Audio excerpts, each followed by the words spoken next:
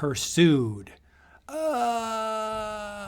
Each night he appeared, a weird, dripping monster who belonged in the graveyard of the sea.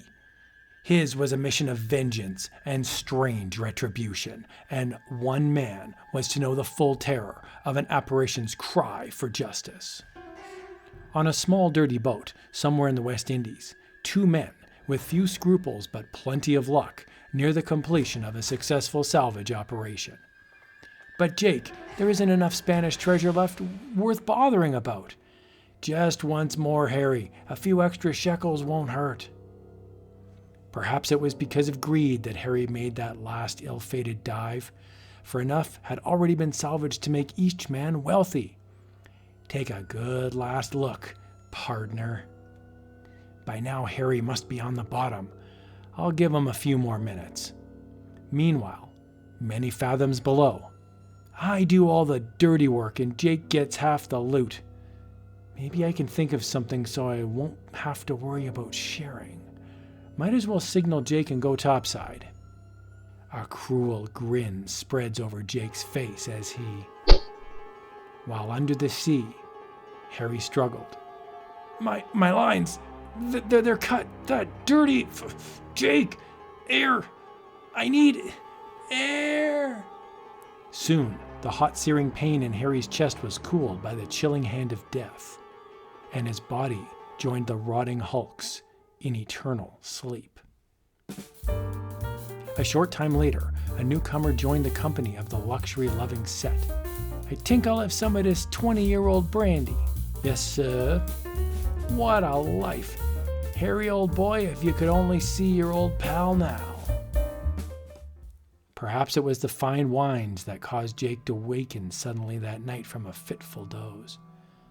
I thought I saw Harry. No, gotta get a hold of myself.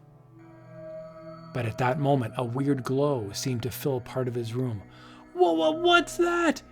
Who are you? The blood in Jake's veins ran cold as the smell of the sea penetrated his nostrils. No! The terrible thing spoke in a hollow, reverberating tone. Jake, did you think you'd seen the last of me? What do you want? Just an answer, Jake. Do you think my lifeline was cut by, accident? Don't answer now. I'll be back.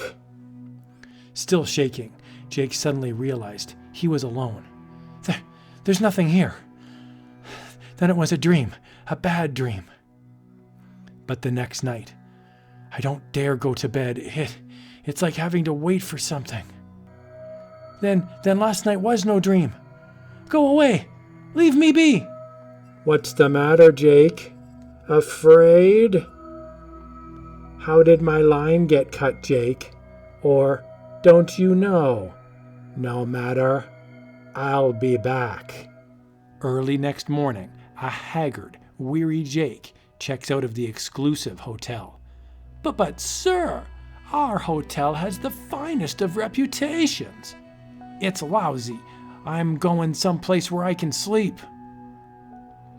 I'll keep on the move. I won't let it catch up to me. But in the next city, the next night, oh no! Ha! You can never run away from me. Jake learned what it was to know panic and the fear of being relentlessly tracked down for each night. Jake, I'll find you wherever you go. Weary in body and soul, Jake reached the breaking point. All right, I'll confess. I chopped your line, Harry. Now go, in the name of mercy. Mercy. Strange word for you to use, Jake. Then take my hour dough. You can have it all. Money isn't exactly useful to me, Jake. My blood is on your hands, and the price runs high. I'll be back for one more visit. The slimy creature from the ocean's underworld left. Then, the next day, I've Gotta get out of his reach. My mind's gonna snap. Mind. That's it, there ain't no ghost. It's guilty feelings about knocking him off that's doing it. Why, I ain't even touched the thing. I even looked inside the helmet. Let the ghost come again on this last rendezvous, thought Jake. He would prove once and for all whether it was a dream or not. What a dump. I'm not used to an old-fashioned joint like this. Best Carterville's got to offer, sir. But that coil of rope is as good as any modern fire escape. Yes, sirree. That night, Jake waited almost anxiously for the inevitable rendezvous. You ain't real. And what's more, I'm gonna prove it. But the unmistakable odor of dank, heavy seawater made him approach the visitor with trembling hands. You ain't real. You're just in my imagination. In strange, maddened fear, he grasped the helmet. You ain't real. You ain't. Ah, Harry! He smelled the decaying flesh of the dead man's face. With a cry, Jake sprang to the window, but his foot... Was it truly the severed lifeline that acted as Jake's nemesis? For next morning, his foot must have caught in that rope fire escape. But why did he jump? But the strangest thing of all was the coroner's report. Gentlemen, this man's lungs are filled with seawater. He died by drowning. Who knows all the answers to the mysteries? But perhaps there are none. Ask Harry, resting so peacefully on the ocean's floor now.